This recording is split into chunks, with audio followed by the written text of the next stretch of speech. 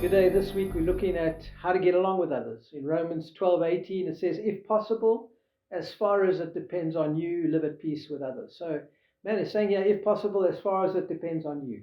And so today I want to talk about dealing with conflict. You know, the only way that I can ensure that I'm not running over people or people are not running over me is to make sure that I'm secure in my relationship with Jesus. We're going to have conflict, and conflict means to clash or to be at odds with others. So I want to leave you with some keys on how to deal with conflict today. We've got to learn how to listen well. You know, oftentimes we are listening to reply rather than listening to understand. And Dee and I use a tool when we are doing premarital counseling or marital counseling and teaching people actually how to listen. To say, well, what I've heard you say, to communicate back to people actually what that person is saying, rather than just listening to reply. Often people are listening and just loading ammunition to speak back. Man, we've got to recognize that conflict is going to be a part of life, especially if you have a healthy self-worth to express your opinions. And having no conflict is not a sign of spiritual maturity. It might stem from having no confidence to express your feelings. And conflict does not have to be negative, but it can have a negative connotation if you are not established in the love of God. In James 3:16, it says, for where there is envying and strife, there is confusion in every evil work. So oftentimes conflict is just because of selfishness. A second key to exercise is when you are having conflict and you start to listen correctly, try and aim for win-win solutions.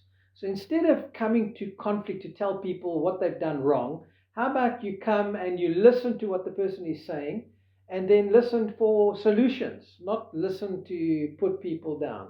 You know, oftentimes we've got to just say, listen, I want peace to be the goal here. So let me listen carefully and let's listen for solutions. In Proverbs 18:17, it says, any story sounds true until someone sets the record straight. So we've got to be listening for truth. In Romans 14:1, it says, welcome with open arms fellow believers who don't see things the way you do. Don't jump all over them every time they do or say something you don't agree with, even when it seems that they are strong on opinions but weak in the faith department. Remember, they have their own history to deal with. Treat them gently.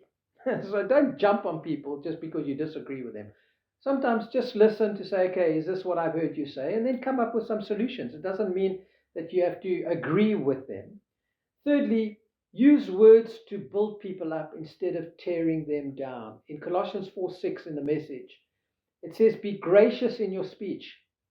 The goal is to bring out the best in others in a conversation, not put them down and not cut them out. So rather focus on, listen, let's attack the problem and find solutions. Let's not attack the person. And that's what he was saying there in Romans 14. Don't jump all over people. You know, so be quick to admit, man, when I'm wrong, be quick to admit, hey, I'm wrong. And you can do that when you have a healthy self-worth. So rather than me saying, you do this, come to people and saying, man, how do I contribute to this problem? If there is a direct conflict or, clash of opinions with regards to something. Ask people, how can I help you?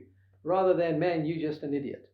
And let's rather be gracious with one another in that.